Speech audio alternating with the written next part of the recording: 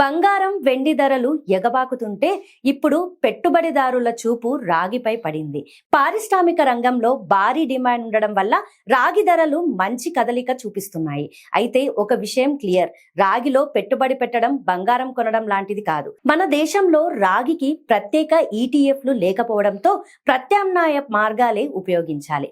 ఉదాహరణకు multi commodity exchange of ఇండియాలో futures కాంట్రాక్ట్లు ట్రేడ్ చేయొచ్చు. కానీ ఇది అనుభవం ఉన్నవారికే సేఫ్. ఎందుకంటే ధరలు ఒక్కసారిగా ఎగబాకి వెంటనే పడిపోవచ్చు. మరో మార్గం రాగి ఉత్పత్తి చేసే మైనింగ్ కంపెనీల షేర్లు కొనడం. ఇవి స్టాక్ డిమాండ్ ఖాతాలో సులభం. అయితే కంపెనీ పనితీరు కూడా కీలకం. విదేశీ ఈటీఎఫ్ లో పెట్టుబడి పెట్టాలంటే ఆర్బీఐ అనుమతించిన ఎల్ఆర్ఎస్ మార్గం ఉంది. కానీ కరెన్సీ రిస్క్ గుర్తుంచుకోవాలి. మొత్తానికి రాగి మంచి అవకాశం కావచ్చు, కానీ మొత్తం డబ్బు పెట్టే ముందు 2 సార్లు ఆలోచించాలి. పెట్టుబడిలో చిన్న భాగం మాత్రమే రాగికి కేటాయిస్తే రిస్క్ కంట్రోల్లో ఉంటుంది.